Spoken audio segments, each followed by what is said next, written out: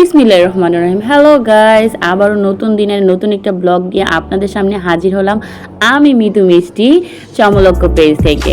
So আমার ব্লগগুলো আপনাদের কাছে কেমন লাগে অবশ্যই কমেন্ট করে জানাবেন। সো আজকে আমি আমার বান্ধবীদের আমার বাসায় ফুচকা পার্টির জন্য আমন্ত্রণ জানিয়েছি। যেহেতু বান্ধবীরা একটু ফুচকা প্রেমী, তাহলে তো তাদের সেই আয়োজনটা করেই দেওয়া যায়। একদিন ভাবলাম এই ভালোবাসাকে একটু সেলিব্রেট করি, মানে ফুচকা আমাদের ভালোবাসা, এই ভালোবাসাকে সেলিব্রেট করি।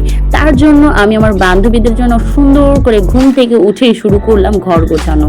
তারপর বান্ধবীদের জন্য ডালটা মানে ঘূর্ণিটা সিদ্ধ করে রেখেছিলাম। এখানে ছিল আমের টক, ঝাল টক, মিষ্টি টক, এবং বাচ্চাদের জন্য ছিল আম আর হচ্ছে সেমাই।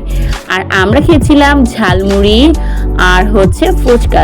এটা হচ্ছে বাঙালি মেয়েদের ম্যাক্সিমাম হাজারে হচ্ছে আপনি একটা পাবেন, মানে লাখে একটা পাবেন যে ফুচকা বা ঝালমুড়ি লাইক করে না।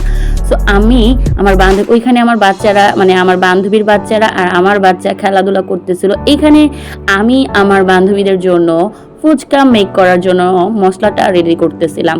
তো প্রথমেই ঘুগনিটার মধ্যে দিয়ে দিলাম চটপটি মশলা, এরপর দিয়ে দিলাম চিলি ফ্লেক্স, দেন হচ্ছে শসা, কাঁচামরিচ, ধনিয়া পাতা, পেঁয়াজ, এগুলো দিয়ে বিট লবণ দিয়ে সুন্দর করে মাখাচাখা করতেছিলাম।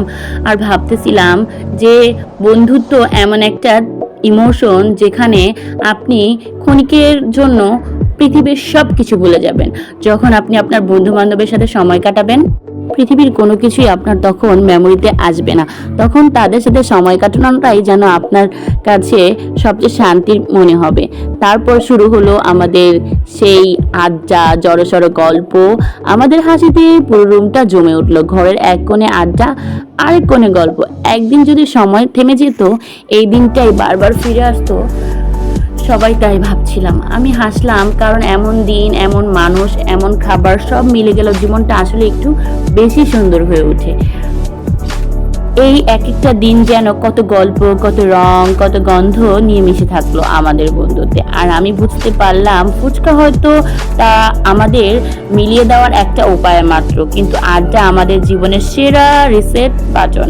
বন্ধুদের সাথে আড্ডা মারলে আপনি আপনার জীবনে ঘটে যাওয়া হতাশ, মানসিক যন্ত্রণা কোনো কিছুই আপনার মেমোরিতে থাকবে না। কারণ বন্ধু হচ্ছে এমন একটা জায়গা যেখানে হচ্ছে আপনি চাইলেই সব কিছু শেয়ার করতে পারেন। তারা আপনার সুখে দুঃখে সবসময় পাশে থাকে।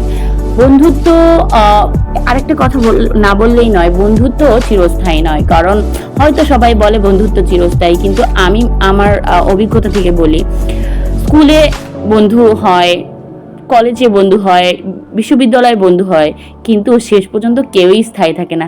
শেষ পর্যন্ত স্থায়ী থাকে কারা জানেন?